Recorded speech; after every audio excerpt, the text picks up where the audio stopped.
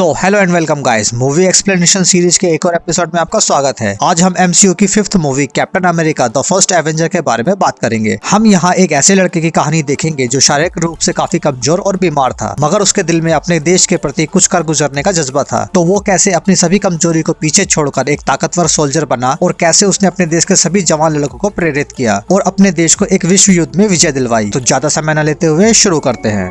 कहानी शुरू होती है दूसरे विश्व युद्ध से, जहां जर्मनी के हिटलर और मित्र राष्ट्र के बीच एक जबरदस्त युद्ध चल रहा था। एक दिन हिटलर की मुलाकात जॉन स्मिथ नाम के एक जर्मन वैज्ञानिक से होती है। हिटलर और स्मिथ की विचारधारा एक जैसी थी, दोनों ही दुनिया पर राज करना चाहते थे। हिटलर स्मिथ की खासियत को देखकर उसे अपने साथ शामिल कर लेता है। जॉन स्मिथ हिटलर के छत्र छाया में एक नया संगठन बनाता है जिसका नाम हाइड्रा होता है। हाइड्रा का काम जर्मन सेना के लिए हथियार बनाने का होता है ताकि वह युद्ध जीत सके। जॉन स्मिथ को साइंस और टेक्नोलॉजी के साथ साथ जादू और माइथोलॉजी में भी यकीन था। वह मानता था कि इस दुनिया में कुछ ऐसी दैवीय शक्तियां मौजूद हैं जिनका देवताओं ने कभी न कभी इस्तेमाल किया था और वह इन शक्तियों को हासिल करना चाहता था। इसलिए वह नॉर्स माइथोलॉजी का अध्ययन करता है, जिससे उसे टेसरेट क्यूब के बारे में पता चलता है। टेसरेट क्यूब एक शक्तिशाली इन्फिनिटी स्टोन है। जॉन स्मिथ अच्छी तरह जानता था कि ऐसी शक्तियों को सिर्फ ताकतवर लोग ही इस्तेमाल कर सकते हैं, इसलिए वह पहले खुद को ताकतवर बनाना चाहता था। जॉन स्मिथ ने सन 1940 में अब्राहम अरिस्कन नाम के एक साइंटिस्ट को किडनैप कर लिया था। डॉक्टर अब्राहम अरिस्कन ने एक ऐसा सीरम बनाया था जो किसी भी इंसान को शारीरिक और मानसिक रूप से बहुत शक्तिशाली बना सकता था, मगर वह सीरम अभी तक परफेक्ट नहीं बना था। लेकिन जॉन स्मिथ ने वह सीरम डॉक्टर एरिस्कन से छीन लिया और अपने शरीर में इंजेक्ट कर लिया। इससे स्मिथ को ताकत तो मिल गई, मगर साथ ही वह इसके साइड इफेक्ट का शिकार हो गया, जिससे उसका चेहरा खराब हो गया और फिर उसे एक नया नाम मिला, रेड स्कल। अपने इस खराब चेहरे को छुपाने के लिए जॉन स्मिथ अपने चेहरे की तरह एक मास्क लगाना शुरू कर दिया। सन 1942 में स्मिथ को एक ऐसी जगह का पता चलता है जहाँ एक आदमी ने उस टेसरेट क्यूब को छुपा कर रखा था। वह वहाँ जाता है और अपनी चालाकी से क्यूब को ढूंढकर उसे हासिल कर लेता है। वहीं दूसरी तरफ सन 1943 में जब विश्व युद्ध अपने पूरे जोरों पर था, तब वहाँ न्यूयॉर्क में स्टीव रॉजर्स नाम का एक लड़का था जो आर्मी में जाना चाहता था, मगर वह आर्मी के लिए काफी कमजोर और बीमार था। फिर भी वह आर्मी के लिए टेस्ट देता है, लेकिन उसे उसकी कमजोरी के चलते उसे फेल कर दिया जाता है। लेकिन स्टीव रॉजर्स बहुत बड़ा देशभक्त था। वह किसी भी तरह आर्मी ज्वाइन करना चाहता था और अपने देश के लिए लड़ना चाहता था, इसलिए उसने कई बार अलग अलग नाम और जगह से टेस्ट दिया, लेकिन हर बार उसे फेल कर दिया जाता था। मगर इन सब के बाद भी उसकी देशभक्ति कम नहीं हुई थी। ऐसे में जब वह एक बार अपने दोस्त बकी बार्न्स से इस बारे में बात कर रहा होता है, तभी डॉक्टर एरिस्कन उसकी सारी बात सुन लेते हैं। डॉक्टर अब्राहम एरिस्कन, जो अब यूएस गवर्नमेंट के लिए काम कर रहा था, उसने स्टीव रॉजर्स की देशभक्ति को देखकर उसे आर्मी के लिए पास करवा दिया। डॉक्टर एरिस्कन का वो सीरम जिससे जॉन स्मिथ को पावर मिली थी, अब वह पूरी तरह परफेक्ट बन चुका था और डॉक्टर एरिस्कन को उस सीरम के लिए एक ऐसे आदमी की तलाश थी जो ईमानदार और देशभक्त हो, जो उस सीरम की ताकत का गलत इस्तेमाल ना करे। फिर आगे हमें एक मिलिट्री अड्डा दिखाया जाता है जहाँ पर चेस्टर फिलिप और पैगी कार्टर दोनों मौजूद होते हैं। वहाँ डॉक्टर एरिस्कन को अपने सीरम के लिए स्टीव रॉजर्स जैसे सोल्जर की तलाश होती है। फिर वे वहाँ मौजूद सैनिकों का एक टेस्ट लेते हैं। चेस्टर फिलिप एक नकली ग्रेनेड वहाँ फेंक देते हैं, जिससे बाकी सैनिक अपनी जान बचाकर भाग जाते हैं, मगर स्टीव सबको बचाने के लिए अपनी जान दांव पर लगा देता है। डॉक्टर एरिस्कन स्टीव की अच्छाई, मेहनत और हिम्मत को देखकर उसे ये सीरम देने का फैसला कर लेते हैं। और फिर दूसरी तरफ रेड स्कल, एक साइंटिस्ट जिसका नाम अर्मिन जोला होता है, उसके साथ मिलकर एक ऐसी मशीन बना लेता है जो टेसरेट क्यूब की पावर को स्टोर कर सकती थी, और उन्होंने उस पावर का इस्तेमाल अपने हथियारों में किया, जिससे उनके हथियार और भी ज्यादा खतरनाक हो गए। फिर जॉन स्मिथ ने अपने संगठन हाइड्रा को हिटलर से अलग कर लिया और हिटलर से बगावत कर दी, क्योंकि अब स्मिथ का लक्ष्य हिटलर के लक्ष्य से बड़ा हो गया था। अब वह इस ताकत के जरिए पूरे विश्व में राज करना चाहता था। जब रेड स्कल को यह पता चलता है कि डॉक्टर अब्राहम अरिस्कन न्यूयॉर्क में है और वह यूएस के सैनिकों को वह सीरम दे रहा है, तो वह डॉक्टर एरिस्कन को मारने के लिए हाइड्रा के कुछ लोगों को वहां भेज देता है। और इधर डॉक्टर एरिस्कन ने हावर्ड शाक के साथ मिलकर अपना एक्सपेरिमेंट शुरू किया, और जब स्टीव रॉजर्स की बॉडी में वो सीरम और वाइटारिस डाली गई, तब स्टीव एक कमजोर बच्चे से एक ताकतवर इंसान बन गया और उसके शरीर में मौजूद सभी बीमारियां खत्म हो गई और अब स्टीव को एक सुपर सोल्जर की ताकत मिल गई थी। और इस एक्सपेरिमेंट के खत्म होते ही हाइड्रा के आदमी ने डॉक्टर एरिस्कन को मार दिया और सीरम की आखिरी बोतल लेकर वहां से भाग गया। स्टीव रॉजर्स ने अपनी नई ताकत के जरिए हाइड्रा के आदमी को पकड़ तो लेता है, मगर वह पूछताछ के डर से अपने मुंह में रखी साइनेट की गोली खाकर सुसाइड कर लेता है और उस सीरम की लास्ट बोतल भी टूटकर बिखर जाती है। स्टीव रॉजर्स अब पूरी तरह सुपर सोल्जर बन चुका था, मगर यूएस मिलिट्री को ऐसे एक नहीं बल्कि सुपर सोल्जर की पूरी फौज चाहिए थी, और डॉक्टर एरिस्कन और उनके सीरम के ना हो पाने की वजह से अब कोई सुपर सोल्जर नहीं बन सकता था। और आर्मी वाले स्टीव को छोड़कर चले जाते हैं ताकि यूएस के साइंटिस्ट स्टीव के ब्लड सैंपल से सीरम को दोबारा बनाने का कोई रास्ता निकाल सके। और जब तक यह सीरम दोबारा नहीं बन जाता, तब तक स्टीव को एक नया काम सौंपा जाता है। उसे एक नया नाम कैप्टन अमेरिका नाम देकर उसे वॉर बॉन्ड्स बेचने को कहा जाता है, ताकि दूसरे विश्व युद्ध के लिए अपनी सेना के लिए पैसा जुटाया जा सके। और धीरे धीरे स्टीव रॉजर्स कैप्टन अमेरिका के नाम से एक फेमस सेलिब्रिटी बन गया था। मगर अब स्टीव रॉजर्स को इस काम में रुचि नहीं थी। स्टीव रॉजर्स अब असली जंग में उतरना चाहता था। एक बार जब स्टीव रॉजर्स इटली में एक स्टेज शो के लिए गया था तब उसे पता चलता है कि उसका दोस्त बकी बार्न्स जो MIA सोल्जर टीम में था वह स्मिथ को मारने के लिए उसके अड्डे पर गए थे, मगर वह टीम वहां से वापस नहीं आई। तब स्टीव अपने दोस्त बकी को ढूंढने के लिए अकेला ही हाइड्रा के अड्डे में घुस जाता है और वहां बकी के साथ साथ बाकी सैनिकों को छुड़वा लेता है। जब रेड स्कल अपनी फौज को कमजोर पड़ते देखता है तो वह खुद अपनी फैक्ट्री को बॉम्ब से उड़ा देता है ताकि US मिलिट्री को उसके खुफिया हथियारों की जानकारी ना मिल सके। और फिर जब वहां से भागते हुए स्टीव का सामना रेड स्कल से होता है तब स्टीव को स्मिथ का पूरा चेहरा दिखता है। स्टीव रॉजर्स रेड स्कल को पकड़ना चाहता था मगर रेड स्कल अपने साइंटिस्ट अर्विन जोला के साथ वहां से भाग जाता है। कैप्टन अमेरिका अपने दोस्त बकी और बाकी सैनिकों को वापस अपनी मिलिट्री अड्डे पर ले आता है और स्टीव की इस बहादुरी से उसे मिलिट्री में शामिल कर लिया जाता है और उसे आर्मी में कैप्टन का पद दे दिया जाता है। स्टीव चेस्टर फिलिप और पैगी से कहता है कि जब वह हाइड्रा के अड्डे पर गया था तब उसने वहां एक मैप पर हाइड्रा के कुछ और फैक्ट्रियां देखी थी जिन पर वे हमला करने का प्लान बनाते हैं। फिर कैप्टन अमेरिका हावर्ड स्टार्क से एक नई शील्ड और यूनिफॉर्म लेकर जंग के लिए तैयार हो जाता है और फिर वह अपनी एक टीम बनाता है जिसमें उसका दोस्त बकी भी होता है। फिर वे सभी मिलकर एक के बाद एक हाइड्रा के सभी अड्डों पर हमला करना शुरू कर देते हैं और उन्हें तबाह कर देते हैं, जिससे जॉन स्मिथ यानी कि रेड स्कल बुरी तरह गुस्सा हो जाता है। और फिर जब एक बार कैप्टन को अर्विन जोला की लोकेशन का पता चलता है तब कैप्टन उसे पकड़ने के लिए अपनी टीम के साथ एक चलती हुई ट्रेन के ऊपर पहुंच जाता है। वहां जैसे तैसे कैप्टन की टीम अर्विन जोला को तो पकड़ लेती है मगर इस समय बकी ट्रेन से नीचे खाई में गिर जाता है। उसके बाद चेस्टर फिलिप डॉक्टर जोला से पूछताछ करते हैं तो उन्हें डॉक्टर जोला बताता है कि रेड स्कल अमेरिका के कई शहरों पर बम गिराने वाला है। और जब कैप्टन अमेरिका को इसके बारे में पता चलता है तब स्टीव अपने कई साथियों के साथ रेड स्कल के अड्डों पर हमला कर देता है और हमला करते हुए स्टीव उस अड्डे पर चला जाता है जहां रेड स्कल मौजूद होता है। रेड स्कल वहां अपने एक आखिरी और सबसे बड़े हमले की तैयारी कर रहा होता है। जब रेड स्कल को इसका पता चलता है तो वह एक बड़े प्लेन में बॉम्ब रखकर टेस्टेड क्यूब लेकर वहां से भागने की कोशिश करता है मगर कैप्टन उसका पीछा करता है और कैप्टन रेड स्कल के प्लेन में घुस जाता है और वहां कैप्टन और रेड स्कल के बीच एक फाइट होती है। जब दोनों लड़ रहे होते हैं तो उनकी लड़ाई में टेस्टेड का कंटेनर खराब हो जाता है और फिर जब रेड स्कल टेस्टेड क्यूब को हाथ में लेता है तब क्यूब के थ्रू एक पोर्टल खुलता है जिसमें रेड स्कल वॉर्म होल के थ्रू एक दूसरे प्लेनेट पर पहुंच जाता है। रेड स्कल के इरादे बहुत बुरे थे और उसने अपने बुरे इरादों को अंजाम देने के लिए टेस्टेड क्यूब का इस्तेमाल किया जिस कारण उसे एक श्राप मिला और वह वॉरमीर नाम के एक प्लेनेट पर अनंत काल के लिए फंस गया। रेड स्कल के गायब होने के बाद टेस्टेड क्यूब उस जहाज से नीचे गिर जाता है और अब कैप्टन अमेरिका बॉम्ब से भरे उस प्लेन में पूरी तरह अकेला था। उस प्लेन को किसी भी शहर में नहीं उतारा जा सकता था, इसलिए कैप्टन मासूम लोगों की जान बचाने के लिए उस प्लेन को आर्कटिक महासागर में क्रैश लैंडिंग करवा देता है जिससे वो प्लेन और न्यूक्लियर बॉम्ब दोनों बर्फ में दबकर बेकार हो जाते हैं और साथ ही कैप्टन अमेरिका भी प्लेन के साथ बर्फ में दब जाता है। उसके बाद US मिलिट्री और हावर्ड स्टार्क कैप्टन को ढूंढने की बहुत कोशिश करते हैं मगर उन्हें टेस्टेड क्यूब तो मिल जाती है मगर कैप्टन और उस प्लेन का कोई सुराग नहीं मिलता। फिर उस घटना के 66 साल बाद सन 2011 में कुछ वैज्ञानिकों को वह प्लेन मिल जाता है और जब वे उस प्लेन के अंदर जाते हैं तो वहाँ उन्हें कैप्टन की शील्ड और कैप्टन स्टीव रॉजर्स बर्फ में जमे मिलता है। इसमें कमाल की बात यह थी कि कैप्टन अमेरिका अभी तक मरा नहीं था, वह सुपर सोल्जर सीरम की वजह से जिंदा था और उसकी उम्र भी नहीं बढ़ी थी। कैप्टन अमेरिका को संभालने की जिम्मेदारी लेते हैं और वे कैप्टन को एक ऐसे माहौल में रखते हैं जो पूरी तरह 1940 का था ताकि जब स्टीव को होश आए तो वह नए माहौल को देखकर घबराए नहीं। लेकिन जब स्टीव को होश आता है तो वह समझ जाता है कि वहाँ कुछ गड़बड़ है और वह वहाँ से भाग जाता है। जब कैप्टन अमेरिका बाहर आता है तो वह पूरी तरह एक नई दुनिया को देखकर चौंक जाता है। तब वहाँ शील्ड के डायरेक्टर आते हैं और वह कैप्टन को बताते हैं कि तुम 70 साल से बेहोश थे। और मूवी के पोस्ट क्रेडिट सीन में निक फ्यूरी कैप्टन से मिलने आते हैं और कहते हैं कि दुनिया खतरे में है और उन्हें उसकी मदद की जरूरत है। फिर आगे हमें एवेंजर्स की कुछ झलकियां दिखाई जाती हैं और इसी के साथ मूवी यहीं खत्म हो जाती है। तो ये थी कहानी captain America the first Avenger की। अगर आपको कैप्टन की कहानी अच्छी लगी हो तो लाइक करें, शेयर करें, सब्सक्राइब करें। जल्दी मिलते हैं अपने अगली वीडियो में जहाँ पर हमारे सारे सभी सुपर हीरोज एक साथ मिलकर एक टीम में दुनिया को कैसे बचाएंगे। तब तक के लिए थैंक यू। जय हिंद, वंदे मातरम।